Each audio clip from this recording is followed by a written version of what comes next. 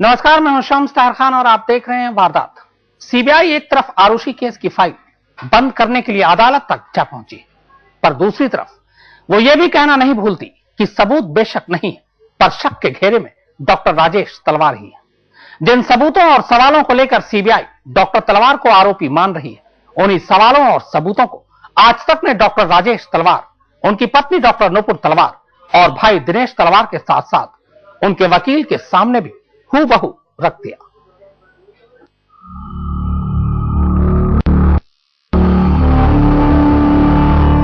क्या वाकई सीबीआई आरुषि हेमराज के कातिल को नहीं जानती?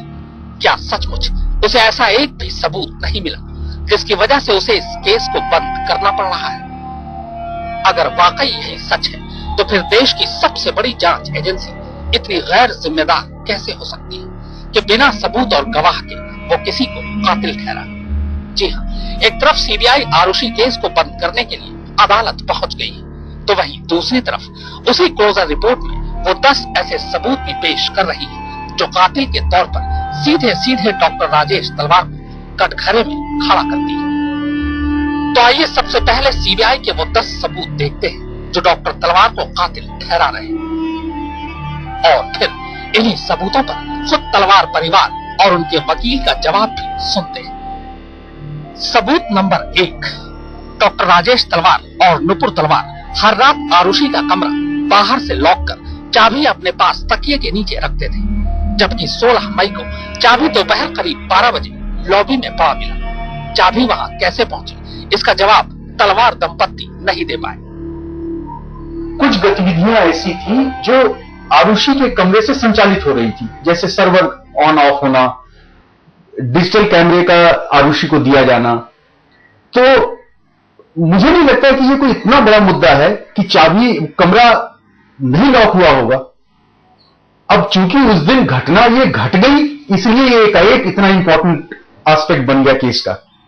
लेकिन वहां पर जहां तक मुझे याद आता है, शायद 12 बजे रात तक तो वो सर्वर ऑन ऑफ उनका होता रहा। उस दौरान डॉक्टर नुपुर तलवार ही आरुषि के कमरे में जाती थी और बाहर आती थी। ये तो हम भी मानते हैं कि कोई फोर्स्ड एंट्री नहीं थी घर में, लेकिन ये भी सोचने वाली बात बहुत जरूरी है कि हेमराज हमारे घर का एक सदस्य जैसे था, हमारे घर में रहते था, उसको हमारे घर का पूरा एक्सेस था। तो ये तो समझा जा सकता है ये बात कि जो हेमराज को जानता था, वो जो हेमराज के पास आएगा, उसको भी एक्सेस था हमारे घर के अंदर। ये ऐसी तो बात नहीं है कि सिर्फ जो हम दोनों को जानते वो ही घर के अंदर आ सकते थे। तो ये सिर्फ इनसाइडर वाली बात तो शायद मुझे नहीं लगती है यहाँ पे कहीं पे बैठ पा रही है। मतलब फ्रेंडली एंट्री तो हम भी मानते हैं इस बात को, लेकिन जो हेमराज को जानते हैं वो भी फ्रेंडली एंट्री ही मानी जाएगी। सबूत नंबर 2, मौका वारदात पर हर चीज साफ कर दी गई थी। आरुषि की लाश को चादर से ढका गया और जगह जगह खून के छींटों को पोंछा गया। ये काम सिर्फ घर के लोग ही कर सकते हैं। मैं पूरे रिकॉर्ड पे जाके हम ये बात कर रहे हैं कि हमने आरुषि के कमरे में या कहीं भी और घर में कुछ नहीं हिलाया है। जैसे था जब पुलिस आई है उन्होंने देखा है, जैसे थी वैसे ही थी। ये मैं नहीं कह रही हूँ, ये 10 और लोग कह सकते हैं। हमने कुछ भी नहीं किया उसके कमरे में। सबूत नंबर 3, 16 मई की सुबह आरुषि के कत्ल की खबर मिलने पर जैसे ही पुलिस घर पहुंची, घर वालों ने पुलिस का ध्यान बांटने के लिए उन्हें हेमराज को तलाश करने बाहर भेज दिया। After I saw Arushi, I don't even remember what happened to me. For the next few hours, I was completely blanked out.